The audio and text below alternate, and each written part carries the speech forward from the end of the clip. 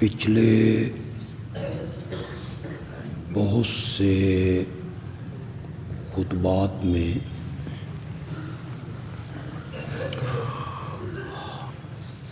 اس عنوان سے میں نے گفتگو کی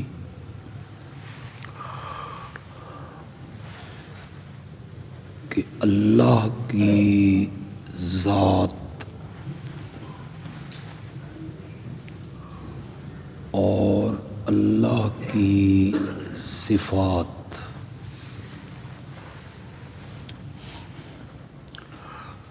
یہ الگ ہیں اور نبی اکرم صلی اللہ علیہ وسلم کی ذات اور آپ کی صفات الگ ہیں۔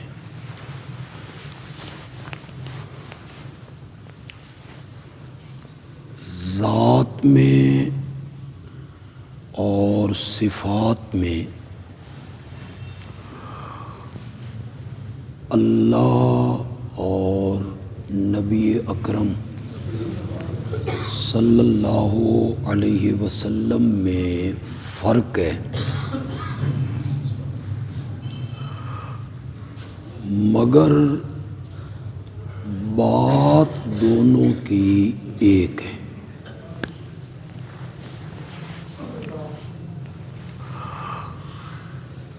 جس طرح اللہ کی بات کو ماننا ہے، اسی طرح نبی اکرم صلی اللہ علیہ وسلم کی بات کو بھی ماننا ہے۔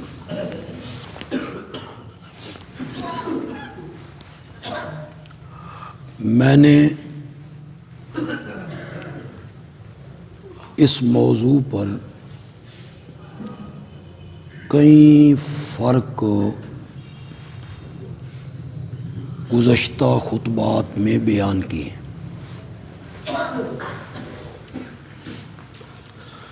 اللہ کو نیند نہیں آتی، اسے اونگ بھی نہیں آتی،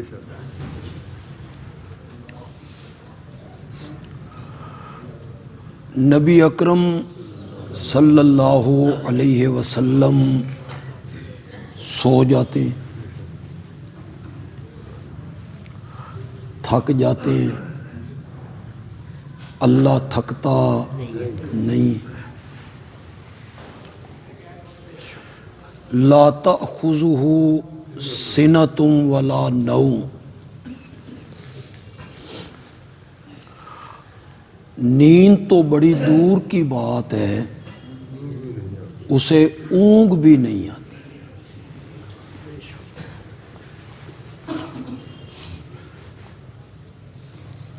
حدیث میں آتا ہے کہ آپ سفر پہ ہیں،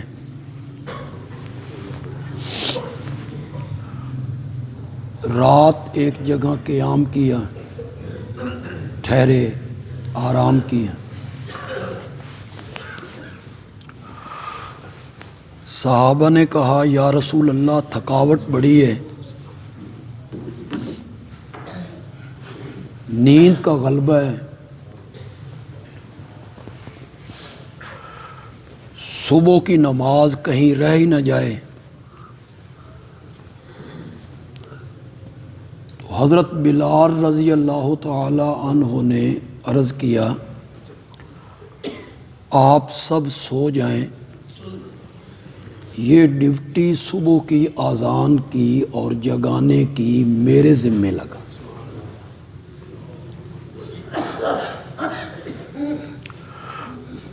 بڑی مشہور حدیث ہے اور حدیث کی تقریباً تمام کتابوں نے اسے نقل بھی کی۔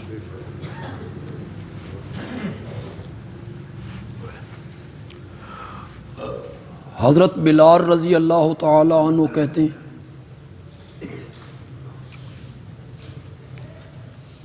جب عین سحری کا ٹائم ہوا نا تو میں اپنے کجاوے کے ساتھ ٹیک لگا کے مشرق کی طرف منہ کر کے بیٹھ گئے.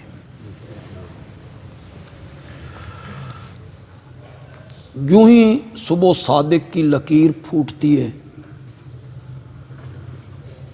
تو میں انہیں بھی جگاؤں گا، آذان بھی دوں. یہ جو کجاوے کے ساتھ ٹیک لگا کے سوئے تو انہیں بھی نیند آ گئی.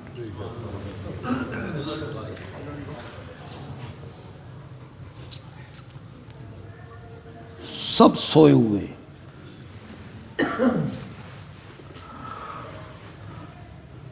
سورج چڑھ گئے اور سورج کی کرنیں جب ان پہ پڑیں سب سے پہلے امام الانبیاء کی آنکھ کھلی صلی اللہ علیہ وسلم. آپ نے آواز لگائی، بلال کہاں ہو؟ دوسرے صحابہ بھی جاگ گئے. آپ نے بلال سے پوچھا، آپ نے تو ڈیوٹی اپنے ذمے لی تھی، ہم سب کی نمازیں قضا ہو گئی. انہوں نے کہا یا رسول اللہ زیادہ ناراض نہ ہوں، جس رب نے آپ کو سلایا تھا نا اسی رب نے مجھے بھی سلایا، مجھے بھی نیند آئی. تو رب کی صفت یہ ہے کہ اسے نیند نہیں آتی. نیند میں انسان دنیا و مافیہ سے غافل ہو جاتا، اسے کوئی خبر نہیں ہوتی میرے سرانے کیا ہو رہا ہے، ارد گرد کیا ہو رہا ہے. کئی گھروں کو چور لوٹ کے لے جاتے ہیں اور گھر والے سوئے رہتے، انہیں پتہ ہی نہیں ہوتا. اللہ کی صفت یہ ہے کہ اسے نیند نہیں آتی، اور نبی اکرم صلی اللہ علیہ وسلم پر نیند کا غلبہ ہوتا ہے. اور نیند کا جب غلبہ ہوتا ہے تو پھر اس طرح ہو جاتا ہے کہ سورج چڑھ گیا ہے، آپ کی بھی نماز قضا ہو گئی ہے اور صحابہ کی نمازیں بھی قضا ہو گئی. اگر آپ محسوس نہ کریں تو یہ جن لوگوں نے نظریہ بنایا ہے کہ فوت ہونے کے بعد بھی بزرگ ہمیں دیکھتے ہیں، ہمارے حالات سے واقف ہیں، ان کی ہم پر نظر ہے، یا ہم قبرستان جاتے ہیں تو انہیں پتہ چلتا ہے، وہ پہچانتے ہیں، ان سے گزارش ہے کہ وہ ذرا اس حدیث پر بھی غور کر لیں. یہاں سونے والے صرف اولیاء اللہ نہیں ہیں، ساری دھرتی اولیاء اللہ سے بھر جائے نا تو ایک صحابی کے پاؤں کے تلوے کو بھی ہاتھ نہیں لگا سکتے. صحابیت کا مقام سبحان اللہ، اسے ہم سوچ بھی نہیں سکتے. کبھی غور کریں، تدبر کریں، کبھی ڈوب کے سوچیں کہ ہماری حسرتیں دل ہی میں رہ گئیں کہ کبھی خواب ہی میں آمنہ کے لال کی زیارت ہو جائے. حسرت ہی حسرت رہی. وہ کتنے خوش نصیب لوگ تھے جو صرف میرے نبی کو دیکھتے نہیں تھے، مصافحے کرتے تھے، پھر معانقے کرتے تھے. کچھ خوش نصیب ایسے تھے جو سواری پر میرے نبی کے پیچھے بیٹھا کرتے تھے، پھر وہ فرط محبت سے اپنا سینہ نبی پاک کی پیٹھ مبارک سے ٹکرایا کرتے تھے. پھر وہی خوش نصیب تھے جو ایک دسترخوان پہ بیٹھ کر میرے نبی کے ساتھ کھانے کھایا کرتے تھے. آسمان دنیا نے ایسے لوگ کبھی نہیں دیکھے، اور قیامت کی صبح تک ایسے لوگ دیکھ بھی نہیں سکتے۔ یہ کیا ہو گیا ہے لوگوں کو؟ تاریخ کے اوراق میں گم ہو کر وہ ان عظیم ہستیوں کی غلطیوں کی نشاندہیاں کرتے پھرتے، فلاں صحابی نے فلاں غلطی کی تھی اور فلاں صحابی نے فلاں غلطی۔ کیا ہو گیا ان لوگ؟ تاریخ کے اوراق میں مغیرہ بن شعبہ رضی اللہ تعالی، عمر ابن العاص رضی اللہ تعالی، معاویہ بن ابی سفیان رضی اللہ تعالی، صحابی ہیں نا، صحابی ہیں حضرت مغیرہ، اور صرف صحابی عام صحابی نہیں ہیں، ان 1400 صحابہ میں شامل ہیں جنہوں نے درخت کے نیچے بیٹھ کر میرے نبی کے ہاتھ پر بیعت کی تھی، اور جس کے متعلق قرآن بولا ان الذین یبایعونک انما یبایعون اللہ، جن لوگوں نے حدیبیہ میں آپ کے ہاتھ پر بیعت کی تھی انہوں نے آپ کے ہاتھ پہ نہیں میرے ہاتھ پہ بیعت کی تھی۔ یہ قرآن ہے، تم تاریخ کی کتابیں اٹھائے پھرتے ہو، طبری یہ کہتا ہے اور ابن اسیر یہ کہتا ہے اور فلاں مورخ یہ کہتا ہے۔ طبری میرے نبی کے بارے میں کیا کہتا ہے؟ تمہیں سناؤں تو تمہارے پاؤں تلے سے زمین نکل جائے۔ طبری حضرت داؤد کے بارے میں کیا کہتا ہے؟ طبری حضرت یوسف کے بارے میں کیا کہتا ہے؟ وہ نہیں سناتے ہو طبری کی باتیں، اور طبری کی وہ باتیں سناتے رہتے ہو جو صحابہ کے متعلق کہتا ہے۔ وہ بھی سناؤ نا جو میرے نبی کے بارے میں کہتا ہے۔ حضرت داؤد کے بارے میں کہتا ہے کہ اپنے کوٹھے پہ چڑھے تھے اور پروسن پہ عاشق ہو گئے تھے، وہ بھی سناؤ نا۔ طبری کی بات مانوں جو نبوت پہ حملے کرتا ہے، طبری کی بات مانوں جو صحابہ پہ عمل کرتا ہے، یا رب کی بات مانوں؟ ان الذین یبایعونک انما یبایعون اللہ، ید اللہ ہے، ید اللہ کا معنی کرو، ید اللہ ہے فوق ایدیہم۔ جب وہ آپ کے ہاتھ پہ بیعت کر رہے تھے نا، اللہ کہتے ہیں میرا ہاتھ ان کے ہاتھوں کے اوپر تھا۔ تم اس مغیرہ کے متعلق بکواس کرتے ہو، تمہیں شرم نہیں آتی؟ بے حیا آدمی وہ جیلم کا کہتا ہے میں اس زمانے میں ہوتا تو مغیرہ کے خلاف تلوار اٹھاتا، تجھے شرم نہیں آئی یہ بات کہتے ہو؟ میں عمر بن العاص کے خلاف تلوار اٹھاتا، حضرت مغیرہ کے خلاف تلوار اٹھاتا، حضرت معاویہ کے خلاف میں تلوار اٹھاتا، تو میں اس زمانے میں تو نہیں تھا، تلوار نہیں اٹھا سکا تو زبان تو کھول سکتا ہوں نا۔ تو زبان کھولے گا اس شخصیت کے متعلق جس نے درخت کے نیچے بیٹھ کر میرے نبی کے ہاتھ مبارک پر بیعت کی تھی، اس کے متعلق تو زبان کھولے گا جس کے متعلق قرآن نے کہا لقد رضی اللہ عن المؤمنین اذ یبایعونک تحت الشجرہ۔ تحت الشجرہ کا تو معنی کرو یار، شاباش۔ لقد راضیہ کا میں کرتا ہوں، راضیہ ماضی کا صیغہ، اس پر قد داخل ہوا، لام تاکید کے لیے آیا، معنی قسم کا بنا۔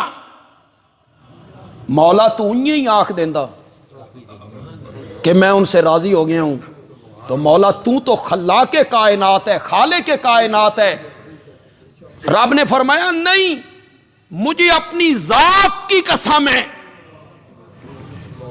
مجھے اپنی صفات کی قسم ہے، مجھے اپنے معبود ہونے کی، الہ ہونے کی، رب ہونے کی، عالم الغیب ہونے کی، خالق مالک رازق محیی ممیت مدبر السمیع العلیم القدیر القادر المالک، مجھے اپنی صفات کی قسم ہے، درخت کے نیچے بیٹھ کر جنہوں نے تیرے ہاتھ پر، جن مومنوں نے تیرے ہاتھ پر بیعت کی تھی، میں ان سے راضی ہو گیا۔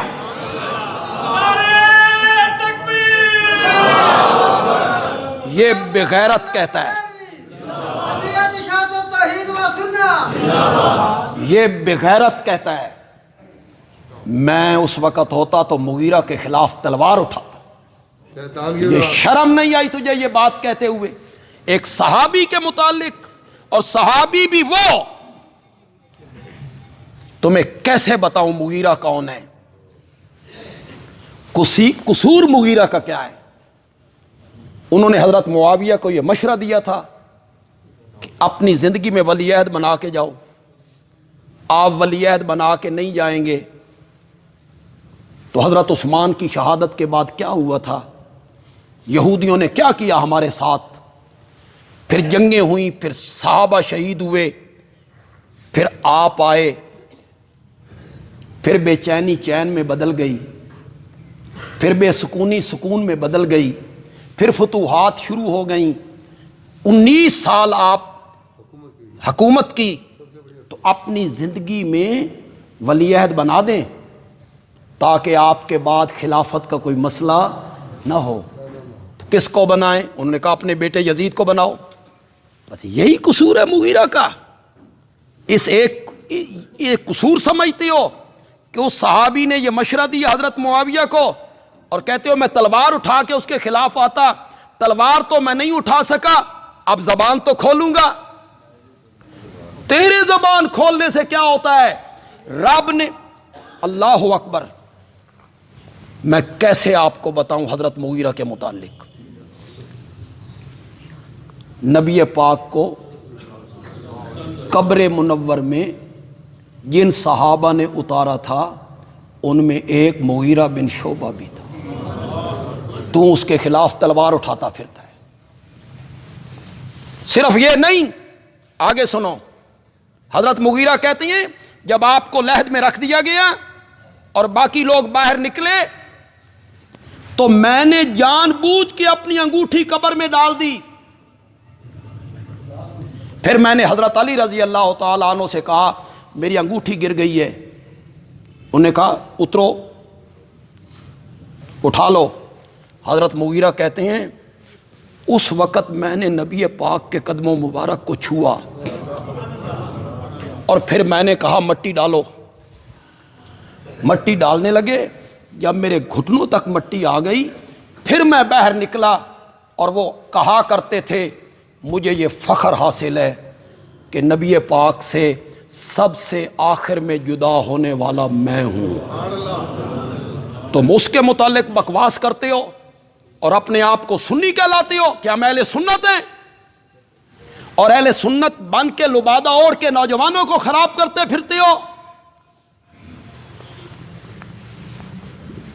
ان 1400 صحابہ میں شامل ہیں حضرت مغیرہ، جنہوں نے درخت کے نیچے بیٹھ کر میرے نبی کے ہاتھ پر بیعت کی اور جن کو رب نے اپنی رضا کی سند دی۔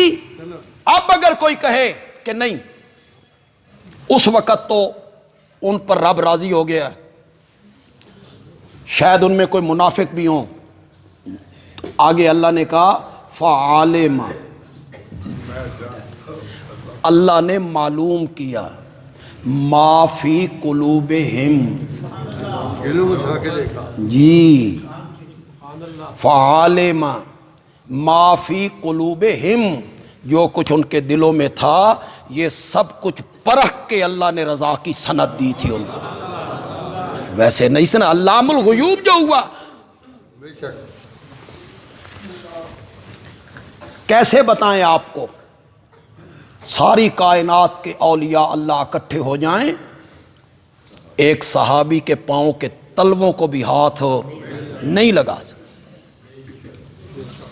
آج ٹکے ٹکے کے آدمی اہل سنت کہلا کے تحقیق کے رنگ میں تمہاری تحقیق اٹھا کے جہنم کے نیچے والے طبقے میں نہ ڈالوں، یہ تحقیق ہے تمہاری؟ کتابیں پرکھ کے اور کتابیں کھول کے فلاں کتاب نے یوں لکھا، فلاں کتاب نے یوں لکھا، فلاں کتاب نے یوں لکھا۔ میں بار بار پورے ملک میں یہ آواز لگا رہا ہوں، اوے لوگو، صحابہ کتابی شخصیات نہیں ہیں۔ اگلا جملہ تم بولو، زور سے بولو یار، زور سے بولو۔ صحابہ کتابی شخصیات نہیں ہیں، صحابہ قرآنی شخصیات۔ قرآن نے صحابہ کے متعلق کیا کہا؟ تمہیں کیسے بتایا جائے کہ صحابی کا مقام کیا ہے؟ کیسے تمہیں سمجھاؤں میں؟ حضرت عبداللہ ابن مبارک رحمت اللہ علیہ امام اعظم امام ابو حنیفہ کے شاگرد ہیں، معمولی آدمی ہیں۔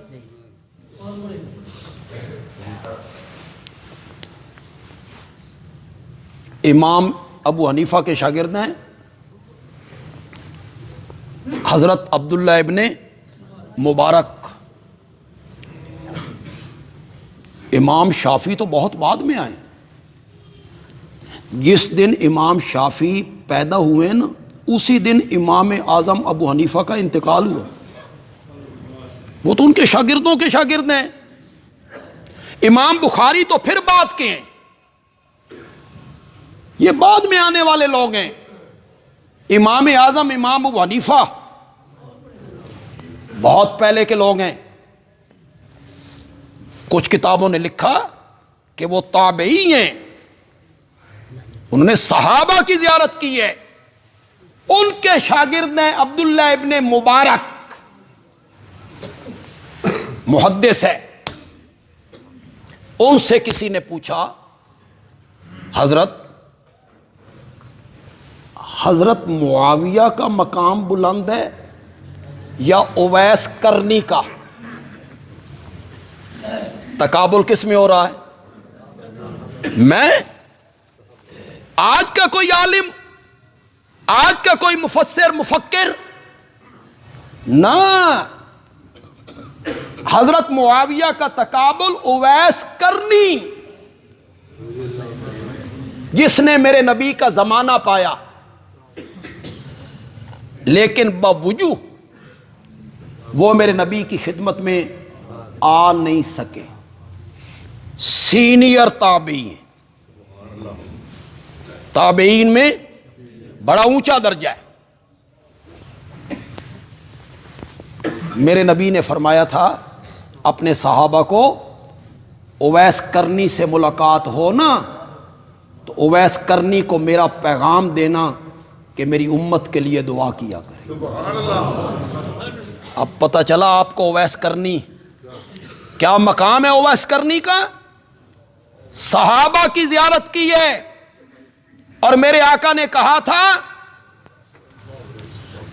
آگ چھو نہیں سکتی، اللہ اکبر، مس بھی نہیں کر سکتی، من رآنی، جس نے مجھے دیکھا اسے آگ چھو نہیں سکتی، اور من رآنی، اور جس نے میرے صحابہ کو دیکھا ایمان لایا اسے بھی آگ چھو نہیں سکتی۔ یہ میں آپ کو اس لیے بتا رہا ہوں تاکہ اگلی بات میں کروں گا تو آپ کے ذہن میں ذرا اہمیت رہے۔ خیر القرون کرنی، سب سے بہترین زمانہ میرا زمانہ ہے، ثم الذین یلونہم، پھر وہ زمانہ جو اس کے قریب ہے، ثم الذین یلونہم، پھر وہ زمانہ جو اس کے قریب ہے، ثم الذین یلونہم، ثم الذین یلونہم۔ یہ ثم الذین یلونہم میں ہم کہاں آ گئے بھائی؟ بہت پیچھے آ گئے، بڑا پیچھے آ گئے۔ سب سے بہترین زمانہ میرا زمانہ ہے، پھر وہ زمانہ جو میرے زمانے کے ساتھ، صحابہ کا زمانہ، اویس کرنی نے وہ زمانہ پایا. یا پوچھنے والے نے کہا معاویہ کا مقام بلند ہے یا عمر ابن عبد العزیز کا؟ عمر ابن عبد العزیز کون ہے؟ جنہیں خلیفہ راشد کہا جاتا ہے.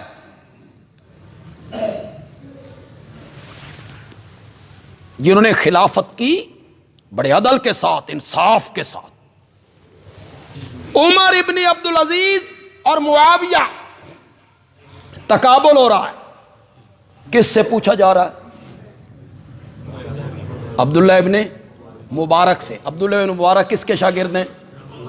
بولو بولو، پکا لو اسے پکا لو. امام اعظم ابو حنیفہ کے. اویس کرنی کا مقام بلند ہے یا معاویہ کا؟ عبداللہ ابن مبارک نے سوال سنا اور فرمایا الغبار الذی دخل فی انف فرس معاویہ خیر من اویس کرنی. معاویہ جس گھوڑے پر بیٹھ کر جہاد کرتا تھا، نبی پاک کے ساتھ سفر کرتا تھا، اس گھوڑے کے قدموں کے نیچے سے الغبارو، وہ جو دھول اڑتی تھی معاویہ کے ناک میں، نا فی انف فرس معاویہ، معاویہ کے گھوڑے کے ناک میں جو دھول اور غبار جم جایا کرتا تھا، وہ غبار بھی اویس کرنی سے 1000 درجہ بہتر ہے. اب آپ کو پتہ چلا، اب آپ کو پتہ چلا، اب آپ کو پتہ چلا صحابی کا مقام کیا ہے. یوں ہی کتابیں کھول کے بیٹھ جاتے ہو اور پھر بھونکنے لگ جاتے ہو، جو منہ میں آتا ہے بکتے چلے جاتے ہو. میرا ہم اثر مجھ پہ تنقید کرے، بنتا ہے کرے. میں بزرگوں پہ تنقید کروں، نہیں بنتا. میرا ہم اثر مجھ پہ تنقید کرے اور میں صحابہ کی غلطیاں گنواؤں. واہ، میں کہوں میں اس وقت ہوتا نا تو مغیرہ اور معاویہ کے خلاف تلوار سونت کے آ جاتا. صلح حدیبیہ تھا، مشرکین کا نمائندہ آیا، میرے نبی سے گفتگو کر رہا ہے. مغیرہ میرے نبی کی پیٹھ کے پیچھے تلوار لے کے کھڑا. جس مغیرہ کے خلاف تو نے تلوار اٹھانی تھی، وہ مغیرہ میرے نبی کے پیچھے کھڑا ہے، تلوار ہاتھ میں، حفاظت میں کھڑا ہے. مشرکین کا نمائندہ بار بار میرے نبی کی داڑھی مبارک کی طرف ہاتھ بڑھاتا، یہاں ہاتھ رکھ کے بات کرتا. 1 دفعہ 2 دفعہ، تیسری دفعہ اس نے ہاتھ بڑھایا نا، حضرت مغیرہ نے کہا ہاتھ پیچھے کر لے، تو سفیر ہے، میں تیرا لحاظ کر رہا ہوں، اگر تو نے آئندہ میرے نبی کے چہرے کی طرف ہاتھ بڑھایا نا تو میں اس تلوار سے تیرے ہاتھ قلم کر کے رکھ دوں. وہ مغیرہ میرے نبی کے دشمنوں کے ہاتھ قلم کرنا چاہتا ہے اور تو بے شرم کہتا ہے میں اس وقت ہوتا تو میں اس مغیرہ کے خلاف تلوار اٹھاتا. تو چلو میں اس وقت تو نہیں تھا، اب میں اس وقت میں نے تلوار نہیں اٹھائی تو میں زبان تو کھول سکتا ہوں نا. تو کیوں زبان کھول سکتا ہے؟ کس حیثیت سے تو نے حضرت مغیرہ کے خلاف زبان کھولنی ہے؟ کس حیثیت سے تو نے حضرت معاویہ کے خلاف زبان کھولنی ہے؟ کس حیثیت ہے تو نے حضرت عمر ابن العاص کے خلاف تلوار سونتنی ہے اور زبان کھولنی ہے؟ کس حیثیت سے کھولنی ہے؟ حضرت عمر ابن العاص جس کے خلاف یہ شریف آدمی تلوار سونتنے کی بات کرتا ہے، تمہیں پتہ ہے وہ کون ہے؟ فاتح مصر ہے، مصر فتح کر کے دی، مصر کا وہ گورنر ہے۔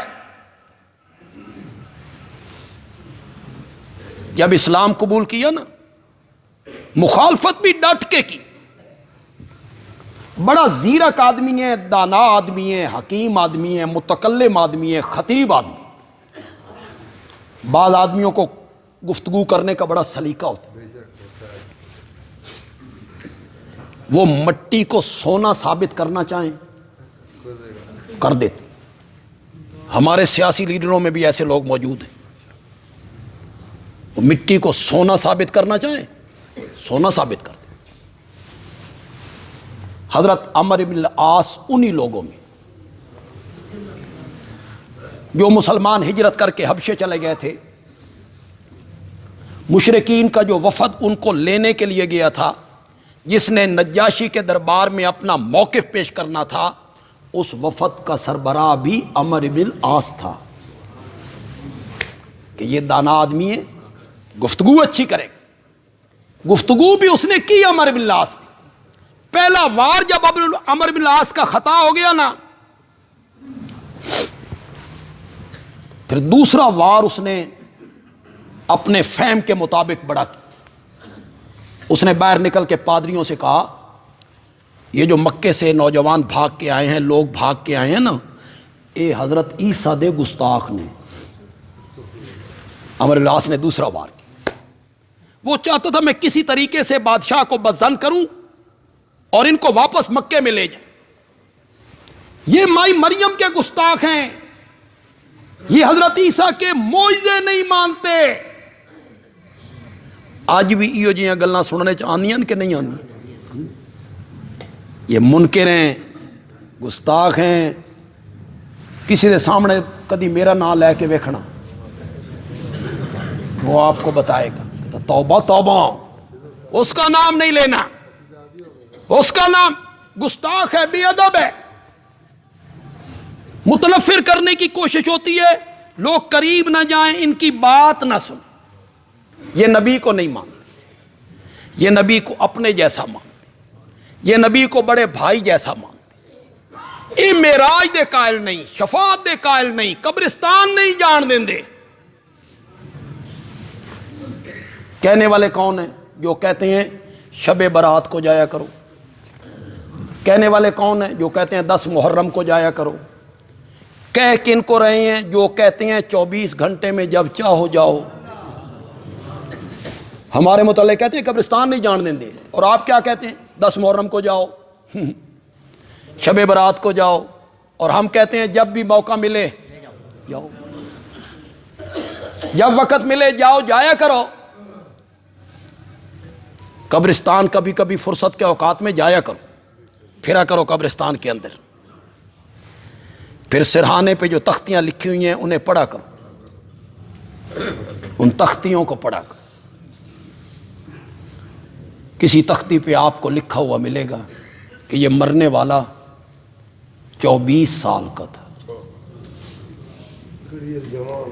یہ مرنے والا 30 سال کا تھا۔ عبرت حاصل ہو، وہاں جاؤ گے، پھرو گے، چلو گے، اس حالت کو دیکھو گے تو کیا حاصل ہوگی؟ عبرت حاصل۔ تو ہمارے متعلق تو لوگ کہہ دیتے ہیں مر گیا مردود ہو، فاتحہ نہ دو۔ کیوں بھائی؟ ہم کو یہ کہتے ہیں بے فاتحہ درود کوئی نہیں، ہم تو یہ نہیں کہتے، ہم تو کہتے ہیں ایصال ثواب ہے۔ ایصال ثواب عین اس دائرے کے اندر کرنا ہے جو شریعت نے کھینچ دیا ہے۔ وہ دائرہ کیا ہے؟ شخصیت متعین نہیں، وقت متعین نہیں، چیز بھی متعین ہو۔ جب چاہو کرو، جو چیز چاہو دو، جس شخصیت کے متعلق کرو کرو۔ ایصال ثواب ہے کیا؟ میں نے 100 روپے اللہ کی راہ میں دی اور وہ 100 روپیہ میں نے اس نیت سے دیا، اس نیت سے دیا، میری بات ذرا ذہن سے کہنے کی بھی کوئی ضرورت نہیں، اس نیت سے دیا، مولا اس 100 روپے کا جو ثواب مجھے ملا نا، مولا میری درخواست ہے، میری گزارش ہے، یہ ثواب میری ماں کی روح کو، یہ ہے ایصال ثواب۔ یہ نہیں مرنے والے کو کھیر پسند تھی لہذا کھیر دو، کیوں ہن کھیر پہنچ رہی ہے؟ کھیر نہیں پہنچتی، چیز متعین نہیں، جب چاہیں ایصال ثواب کریں۔ مجھے ثواب ملا، میں نے درخواست کر دی، کس کو؟ آگے اللہ کی مرضی، وہ بے پرواہ ہے، لیکن امید یہی ہے کہ وہ اس درخواست کو رد نہیں کرے۔ تم نے کیا کیا؟ تم نے کہا مدرسے سے بچے بلاؤ، ختم پڑھواؤ، بچے چلے گئے، پھر بچوں نے جس طرح پڑھا وہ ہم نے بھی زمانہ گزارا ہے، وہ سانو بھی پتا، بچے جن پڑھ دیں نا وہ ہمیں پتہ ہے سارا، ماں تیری ہے کہ بچیاں دی؟ بچوں کو کیا ہے، تیری ماں جہنم میں جائے یا جنت میں جائے، ان کو کیا؟ طلبہ نے پڑھا، تم نے انہیں کھلایا پلایا، کھانا، مٹھائی، پیسے، وہ پڑھنے کا بدلہ ہو گیا، میری بات سمجھنا، وہ پڑھنے کا کیا ہو گیا؟ بدلہ ہو گیا۔ طلبہ کو پڑھنے کا کوئی ثواب نہیں ملا، جیڑے انہاں نو ہی نہیں ملیا، تیری ماں نو کی بخشنا نے، یہ ہم تمہیں سمجھاتے ہیں تو ساتھ نہیں نہیں نہیں نہیں اسی طرح کرنا ہے، باہر دیکھ پکے گی۔ طالب علم تیری ماں کے لیے پڑھتے ہیں، وہ اس دیکھ کے لیے پڑھتے ہیں جو باہر پک رہی، وہ مٹھائی کھانا پینا، بچے ہوتے ہیں اس کے لیے پڑھتے ہیں۔ تو مطمئن ہے میری ماں نہیں، اعتبار نہ چل، سرگودا میں بڑے مدرسے ہیں، کسی مدرسے میں جا، بچے لے کے آ، پڑھا، چاہ بھی نہیں پوچھنی، پانی بھی نہیں پوچھنا، السلام علیکم جی، استاد بھی انہوں دا نال ہوگے۔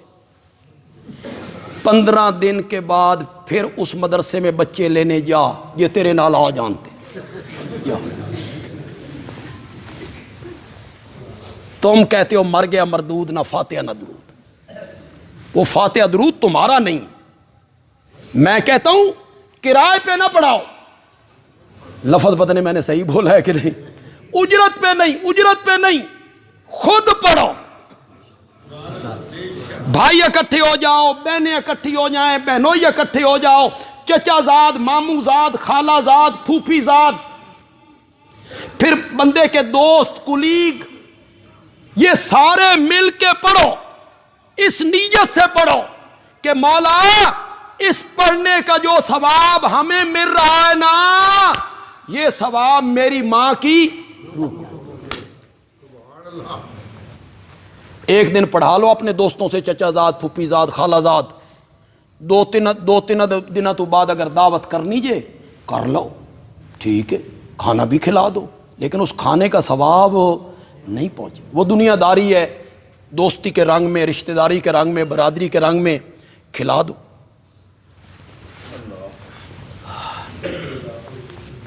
عمر بن العاص نے دوسرا وار کیا، یہ حضرت عیسیٰ کو نہیں مانتے، یہ مائی مریم کے گستاخ ہیں، بادشاہ نے پھر طلب کر لی، آ جاؤ۔ مسلمانوں کے وفد کا سربراہ کون ہے؟ جعفر طیار، عمر کتنی ہے؟ 18-20 سال، یہ ترجمان ہے مسلمانوں کا۔ بادشاہ نے کہا سنیا تسی حضرت عیسیٰ نو نہیں مندے، مائی مریم کے تم گستاخ ہو۔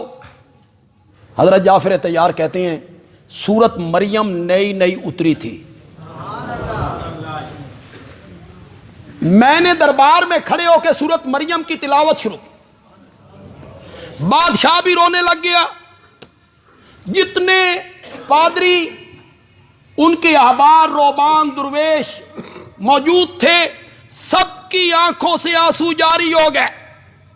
میں نے تلاوت ختم کی، نجاشی نے ایک تنکا زمین سے اٹھایا اور اٹھا کے کہتا ہے مجھے عیسیٰ کے رب کی قسم ہے، اس نوجوان نے حضرت عیسیٰ کے متعلق جو کچھ کہا ہے، حضرت عیسیٰ اس تنکے کے برابر بھی اس سے بڑا نہیں ہے، اس سے زیادہ نہیں۔ عمرو بن العاص فاتح مصر ہیں اور یہ کہتا ہے میں اس وقت ہوتا تو عمرو بن العاص کے خلاف تلوار اٹھا لے۔ عمرو بن العاص نے تو مصر فتح کر کے دی ہے۔ سعد ابن ابی وقاص رضی اللہ تعالیٰ عنہ یکی از عشرہ مبشرہ ان 10 صحابہ میں شامل ہیں جنہیں میرے نبی نے نام لے کے جنت کی بشارت دی۔ اور سعد ابن ابی وقاص نے تمہیں ایران فتح کر کے دیا تھا، وہ فاتح ایران ہے، اور عمرو بن العاص جو ہے یہ فاتح مصر ہے۔ درس قرآن انشاءاللہ